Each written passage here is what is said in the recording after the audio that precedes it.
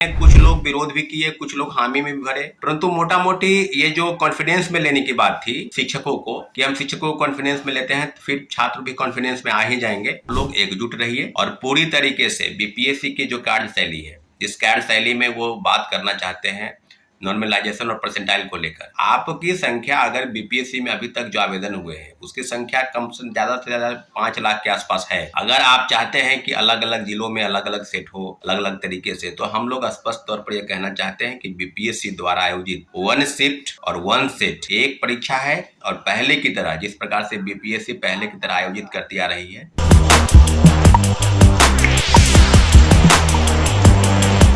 नमस्कार, मैं हूं अनुकुल तिवारी और आप वॉइस अब देख रहे हैं। देखिए, बीपीएससी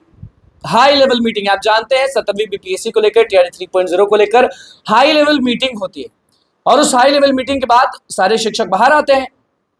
शिक्षक अभ्यर्थी अलग दिमाग लगाते हैं, छात्र नेता अलग दिमाग लगाते हैं, लेकिन छात्र नेता गर्म हो गए नॉर्मलाइजेशन पर और भैया सारे चीजों पर आंदोलन करने की बात कर रहे हैं। क्यों आंदोलन करेंगे, क्या मुद्दा समझा रहे हैं, नॉर्मलाइजेशन से क्यों नाराज हैं, 2 शिफ्ट वाला पेपर वाला क्यों है, अलग अलग सेट पेपर उस पर नाराज क्यों है, आंदोलन क्यों करेंगे। छात्र नेता सौरभ क्या कुछ कह रहे हैं हाई लेवल मीटिंग के बाद, आप सीधे सुनिए और समझिए और कमेंट जरूर बताइएगा। नमस्कार साथियों, जय हिंद। अभी बात होगी जो शिक्षकों के साथ बीपीएससी की बातचीत हुई है, इस संदर्भ में किन किन चीज़ों पर और किन किन विषयों पर जो विसंगति है उसको लेकर बातचीत हुई है। और कल जो है सारी चीज़ों पर आपको मोटा मोटी जो जानकारी है उस बारे में आपको भी जानकारी हो गया होगा, परंतु जो विषय अभी है उस विषय को लेकर आपके समक्ष और जो समस्या है उसको लेकर छात्रों और युवाओं के ग्रीवांसेस को लेकर शिक्षकों के साथ, जिसमें Guru Rahman Khan sir, SK Jha sir, BC Jha, Naveen Kumar sir और कई शिक्षकों को बुलाया गया था और शिक्षक गए भी थे, परंतु मोटा मोटी 7-8 जो मेन बिंदु हैं, जो मुख्य बिंदु हैं उसको लेकर टीआरई 3 में रिजल्ट के प्रकाशन में 1 कैंडिडेट 1 रिजल्ट, डॉक्यूमेंट का वेरिफिकेशन रिजल्ट के प्रकाशन के पहले हो, एज रिलैक्सेशन का मुद्दा को लेकर, और वहीं दूसरी तरफ जो नॉर्मलाइजेशन है, जो परसेंटाइल लागू करने की बात है, इस बारे में बीपीएससी के चेयरमैन जो नए चेयरमैन हैं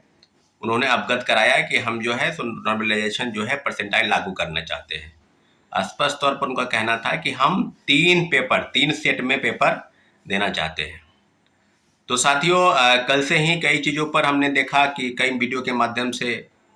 कई शिक्षक जो हैं उसमें इस चीज़ का सपोर्ट करते नजर आए। उन्होंने खुलकर विरोध नहीं किया, क्योंकि बीपीएससी के चेयरमैन जिस बात से इनका राय मशवरा करना चाहते थे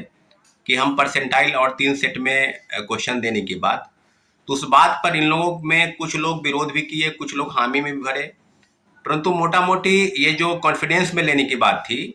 शिक्षकों को कि हम शिक्षकों को कॉन्फिडेंस में लेते हैं तो फिर छात्र भी कॉन्फिडेंस में आ ही जाएंगे। तो परसेंटाइल पर मैं आपको बता दूं, एज ए छात्र भी और ये स्टूडेंट लीडर भी, दोनों तरीके से मैं बता दूं कि ये 2022 की घटना है और लगातार परसेंटाइल पर पूर्व चेयरमैन की तरफ से स्पष्टीकरण दिया जा रहा था कि पेपर लीक को रोकना है।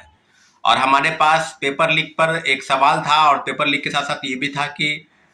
कैंडिडेट ज़्यादा है, तो हम चाहते हैं कि 1 शिफ्ट में परीक्षा नहीं होकर 2 शिफ्ट में परीक्षा हो, और इसके लिए उन्होंने तारीख भी मुकर्रर कर रखी थी। और लगातार 20 अगस्त के बाद प्रोटेस्ट हुआ बीपीएससी के पास, और 31 अगस्त 2022 को 67वीं बीपीएससी में बहुत बड़ा प्रोटेस्ट हुआ था, आपको याद है इसके पहले,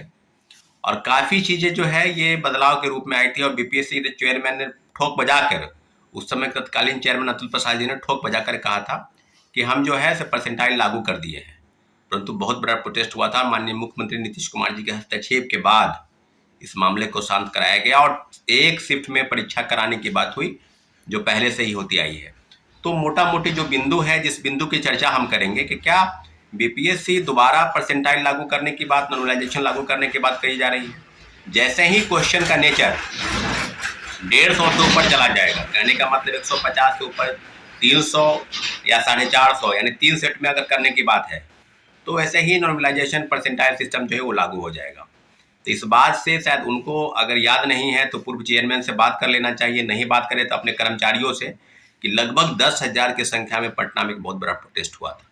अब प्रोटेस्ट के तमाम वीडियो में देखिएगा तो हम लोगों की भूमिका उसमें अहम थी। हम लोगों ने बढ़ चढ़ कर इस समस्या का समाधान निकालने के लिए, और बीपीएससी के चेयरमैन छात्र नेता गिरफ्तारी के बाद हम भी बीपीएससी के चेयरमैन से मुलाकात करने गए थे बीपीएससी के अंदर, और अपने छात्रों के साथ, अपने सहयोगी के साथ अब पूरी तरीके से हमने कहा था कि बीपीएससी चेयरमैन इस बात को वापस ले लीजिए, परसेंटाइल लागू नहीं होने देंगे। और परित उसी दिन दिल्ली में भी मुखर्जी नगर में लगभग 10,000 के आसपास छात्रों की बहुत बड़ा हुजूम इसके खिलाफ में। तो आज जो छात्रों को, और फिर ये भी कहा जा रहा है कि हम 15 नवंबर के आसपास फिर एक बैठक छात्रों के साथ बुलाना चाहते हैं। तो मैं आपसे पूछना चाहता हूं, आप लोग एकजुट रहिए और पूरी तरीके से बीपीएससी की जो कार्यशैली है, इस कार्यशैली में वो बात करना चाहते हैं नॉर्मलाइजेशन और परसेंटाइल को लेकर। आपकी संख्या अगर बीपीएससी में अभी तक जो आवेदन हुए हैं उसकी संख्या कम से ज़्यादा 5 लाख के आसपास है। अगर आप चाहते हैं कि अलग अलग जिलों में अलग अलग सेट हो, अलग अलग तरीके से, तो हम लोग स्पष्ट तौर पर यह कहना चाहते हैं कि बीपीएससी द्वारा आयोजित 1 शिफ्ट और 1 सेट एक परीक्षा है, और पहले की तरह जिस प्रकार से बीपीएससी पहले की तरह आयोजित करती आ रही है उसी तरीके का परीक्षा हम लोग चाहते हैं कि आयोजित हो, और किसी भी प्रकार से इफवट की संशय की स्थिति में नहीं हो। इसलिए छात्रों और अभ्यर्थियों को एक आवाज़ है, एक आह्वान कर रहे हैं इस वीडियो के माध्यम से कि आप लोग एकजुट रहिए और पूरी तरीके से बीपीएससी की इस कार्यशैली पर, जहां बड़े पैमाने पर धांधली और भ्रष्टाचार के संकेत मिलेंगे जैसे परसेंटाइल लागू होगा,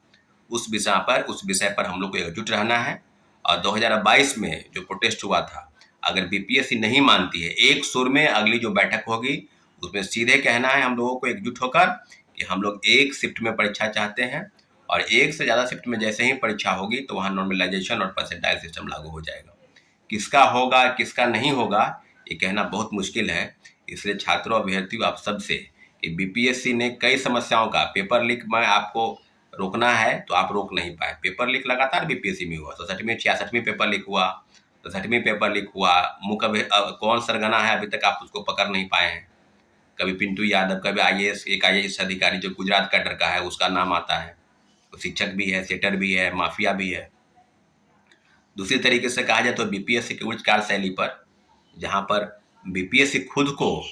पाक साफ बताना चाहती है, शिक्षकों को कॉन्फिडेंस में लेना चाहती है ताकि छात्र भी हमारे पक्ष में आ जाए, तो किसी भी हाल में हम बीपीएससी चेयरमैन को आगाह करते हैं कि नॉर्मलाइजेशन और परसेंटाइल सिस्टम, एक से ज़्यादा शिफ्ट में परीक्षा कराने की जो आपकी पद्धति है, रणनीति है, उसमें आपको सफलता नहीं मिलेगी। हम लोग चाहते हैं कि एक शिफ्ट में परीक्षा हो। ठीक है साथियों, अपने कमेंट के माध्यम से आप सूचित करेंगे कि क्या छात्रों अभ्यर्थियों की राय है, लेकिन किसी भी प्रकार से हम लोग बीपीएससी सिविल सेवा में परसेंटाइल सिस्टम लागू नहीं होने देना चाहिए। ठीक है साथियों, धन्यवाद, जय हिंद। तो छात्र नेता सौरभ जो हैं वो क्या कुछ कह रहे थे बीपीएससी 17वीं पर, उनका क्या डिमांड है और लाखों अभ्यर्थियों का क्या डिमांड है वो आपने सुना, कमेंट में जरूर बताइएगा। लेकिन बीपीएससी हाई लेवल मीटिंग के बाद छात्र नेता सौरभ नाराज होते हैं और इस चीज पर बहुत सारे अभ्यर्थियों का भी मैसेज कॉल आ रहा था, इसीलिए ये वीडियो जारी करना पड़ा। और इसके बाद आप समझ जाइए कि छात्र नेता सौरभ जो कह रहे हैं, कमेंट में हमें जरूर बताइएगा कि आप इससे ओके हैं या नहीं। तो बस हमारे चैनल को सब्सक्राइब करें, पेज को लाइक करें। बहुत बहुत धन्यवाद।